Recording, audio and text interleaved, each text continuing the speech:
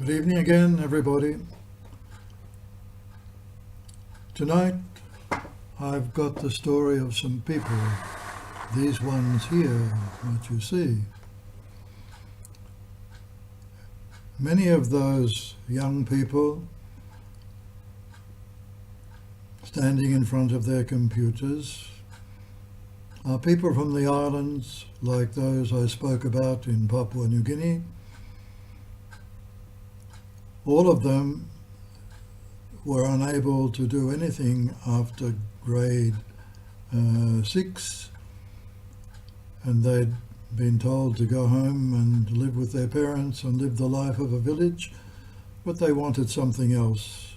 They wanted education, more education, so that they could have a life and make a living, to look after their own families in the world that they found on the mainland of Papua New Guinea, and the world that they knew was in Australia and in many other parts of the world. A world quite different to their own, but a world that demanded education if they were ever to make their way in it. How did they get there? Well, this is the story. After many years in the islands, and after seeing many primary schools start in the islands, I began to notice that the population was very quickly getting greater, because health services also were in the islands. Children were surviving longer and the population was growing. And as the children grew up into their teens, I was beginning to see a lot of young people around who were not really living the life of the village, but just walking around, sailing around, doing nothing much. And their future didn't look too bright for them and to me. And I knew that they wanted something else. They wanted higher education, secondary education. Maybe they thought about university too, I don't know. But they were very unsatisfied just to stay home, and they really weren't fitting into life at home.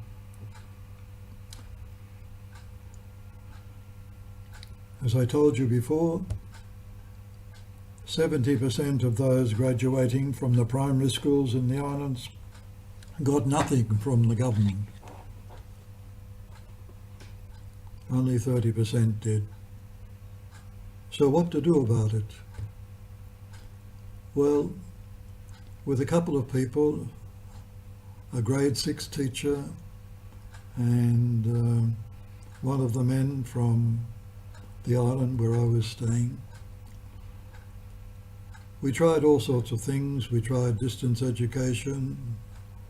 There was a distance education institute in PNG, but we were too far away to make any headway with that. The University of PNG by that time was getting out courses for those who wished to prepare for university, but who, for some reason or other, hadn't gone very far in their education. But that was no good. It was communications were very difficult with the mainland, and it was expensive, and the young people that I was trying to help didn't have much money at all. So in about 2007, 2008, I heard about online education on the internet. So I looked at that and I thought, well, we'll give this a go. So with an old classroom, we set it up, got some donated computers, and got given a small satellite communications dish which we set up on the roof, and we got the internet on that, and we experimented with that.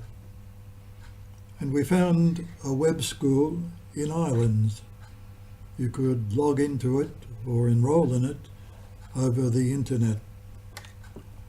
And it had all the kinds of classes and courses that